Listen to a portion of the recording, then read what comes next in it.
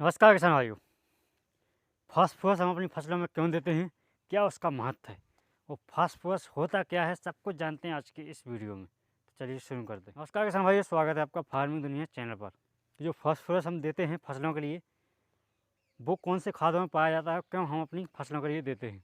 तो सबसे पहले जान लेते हैं फास्फोरस की थोड़ी सी हिस्ट्री।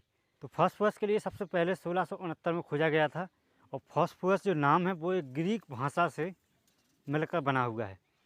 ग्रीक भाषा में फॉस का मतलब होता है प्रकाश और फोरस का मतलब होता है धारण करने वाला। तो मतलब जो प्रकाश को धारण करता है उसे फास्फोरस कहा जाता है आपकी हिंदी भाषा में।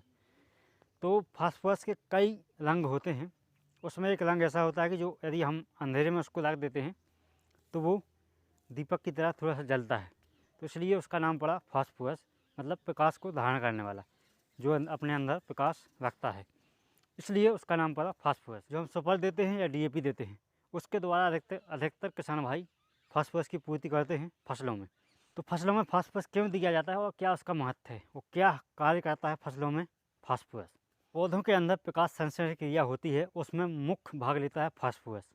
इसके अलावा जो सांस लेने की क्रिया है पौधों में, वो भी फास्फोरस के द्वारा होती है। इसके अलावा फास्फोरस मेन रूप से जड़ें मजबूत बनाता है पौधे की। इसलिए जिन फसलों में फास्फोरस की अच्छी मात्रा होती है वो अधिकतर गिरती नहीं है। इसके अलावा फास्फोरस पौधे का तना भी मजबूत बनाता है, क्योंकि जब जड़ें मजबूत बनेगी तो तना तो मजबूत होगा ही। और जो पौधों में ऊर्जा संरक्षण होता है, मतलब ऊर्जा जो स्टोर होती है पौधों में, वो भी एक प्रकार से फास्फोरस का ही कार्य होता है। तो पौधों के अंदर ऊर्जा स्टोर करने की कैपेसिटी है जो, वो भी फास्फोरस के द्वारा की जाती है।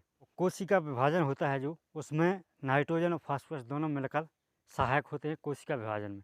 तो इसलिए फास्फोरस की उपलब्धि कोशिका विभाजन में भी महत्वपूर्ण भूमिका निभाती है। और फसल का जल्दी पकना, जो दाना बनता है, वो भी अधिकतर फास्फोरस का उपयोग होता है उसमें।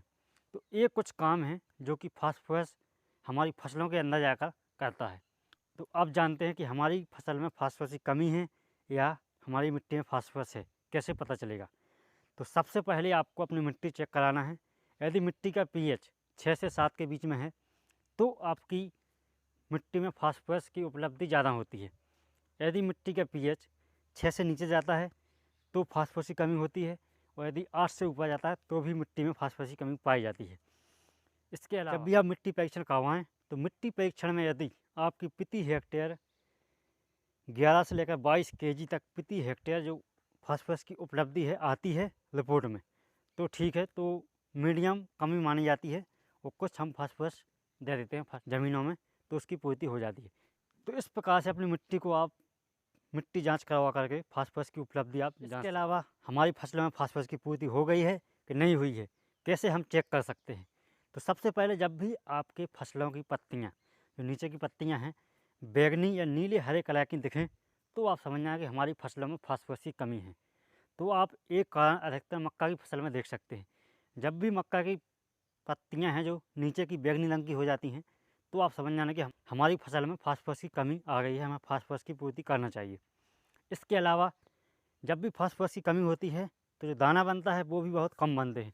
वो भी आप मक्के की फसल में देख सकते हैं, जब मक्के का भुट्टा निकलता है उसमें बहुत ही कम दाने बनेंगे। तो आप समझ जाना कि हमारी जो मिट्टी है उसमें फास्फोरस की कमी हो गई है, हमें फास्फोरस देना चाहिए। तो इस प्रकार से आप अपनी फसलों में देख सकते हैं कि हमारी फसलों के लिए फास्फोरस की कमी है या जो हमने डाला है उसकी पूर्ति हो गई है। इस प्रकार से आप अपनी फसलों में ये लक्षण देख सकते हैं। अब जानते हैं कि बाज़ार में कितने नामों से हमें फास्फोरस मिलता है और कौन कौन से फास्फोरस हम यूज कर सकते हैं। अधिकतर किसान भाई डीएपी जानते हैं, डीएपी के द्वारा फास्फोरस की पूर्ति करते हैं। डीएपी ही जानते हैं कि यही है फास्फोरस, इसके अलावा और कोई आता ही नहीं है। इसके अलावा एक और आप किसान भाइयों को पता होगा जिसको सुपर के नाम से बोला जाता है, एसएसपी, सिंगल सुपर फास्फेट, उसको भी जानते हैं बहुत से किसान भाई। लेकिन उसमें भी कन्फ्यूज होते हैं कि हम सिंगल सुपर फास्फेट डालें या डीएपी डालें।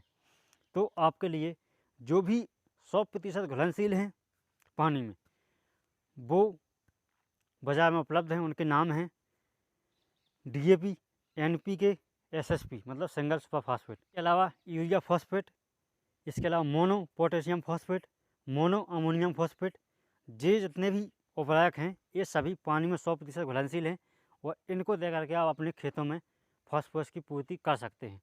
तो जब भी आपको फास्फोरस की कमी दिखे या फास्फोरस आपको डालना है तो डीएपी की जगह पर आप एसएसपी भी चुन सकते हैं, मोनो पोटेशियम फास्फेट भी चुन सकते हैं, मोनो अमोनियम फास्फेट भी चुन सकते हैं और एनपीके भी ले सकते हैं, जिनमें कि तीनों की मात्रा होती है। और बहुत से एनपीके ऐसे आते हैं जिनमें सिर्फ फास्फोरस की मात्रा ही होती है। इस प्रकार से बाज़ार में इतने विकल्प उपलब्ध हैं, आप इनमें से कोई भी विकल्प चुन सकते हैं। इसके अलावा जब भी आप ड्रिप इरिगेशन या हाइड्रोपोनिक खेती करते हैं, मतलब जो पानी में खेती होती है, तो भी अधिकतर जो यूरिया फॉस्फेट आता है, मोनो पोटेशियम फॉस्फेट आता है, इन्हीं का अधिकतर यूज किया जाता है ड्रिप इरिगेशन में और हाइड्रोपोनिक्स खेती में। तो इस प्रकार से आप बाज़ार में जाकर के आप इनमें से कोई भी विकल्प चुन सकते हैं फास्फोरस की पूर्ति करने के लिए। इसके अलावा फास्फोरस की पूर्ति आप अपने जैविक खाद या गोबरी खाद से भी कर सकते हैं। इतना पॉसिबल नहीं है हर किसान भाई के लिए, लेकिन यदि आप गोबरी खाद डालते हैं अपने खेतों में तो आपको ना पोटाश ना कोई पोषक तत्व देने की ज़रूरत नहीं है, क्योंकि उसमें सभी पोषक तत्व और सभी माइक्रो न्यूट्रिएंट्स पाए जाते हैं। तो ये तो सबसे अच्छा काम है, लेकिन इतना अवेलेबल होना सभी किसान भाई के लिए पॉसिबल नहीं है, इसलिए हमें रासायनिक खादों की ज़रूरत पड़ती है। इसके अलावा यदि आपकी भूमि अम्लीय है, मतलब आपकी भूमि का पीएच है जो 5 या 6 से कम है, तो वो भूमि अम्लीय मानी जाती है। अम्लीय है तो आप रॉक फॉस्फेट का यूज कर सकते हैं। इसके अलावा फास्फोरस के लिए बहुत से बैक्टीरिया भी वैज्ञानिकों ने बना लिए हैं, जिनको दे करके आप, जैसे राइजोबियम कल्चर आता है वो आता है नाइट्रोजन के लिए, इसी प्रकार से फास्फोरस के लिए भी कई बैक्टीरिया हैं जो कि फास्फोरस जो कैल्शियम और आयरन के साथ में ज़मीन में बंध जाता है तो वो अधिकतर रिलीज कर देते हैं ये बैक्टीरिया। तो इनको दे करके आप अपनी फसलों में फास्फोरस की उपलब्धि बढ़ा सकते हैं। अब बात आती है कि हम डीएपी यूज़ करें या एसएसपी। इसके अलावा जो हमने विकल्प बताए हैं वो भी आप यूज़ कर सकते हैं। यदि आप डीएपी यूज़ करते हैं तो डीएपी कर सकते हैं यदि आपको मिल रही है तो, यदि नहीं मिल रही है तो डीएपी करें यूज़ या इसके अलावा और कोई खाद यूज़ करें। वो वीडियो आप आई बटन पर क्लिक करके देख सकते हैं, वो पहले ही हमने चैनल पर अपलोड कर दिया था। इसके अलावा कुछ मुख्य महत्वपूर्ण बिंदु हैं जो फास्फोरस देते समय आपको ध्यान में रखना चाहिए।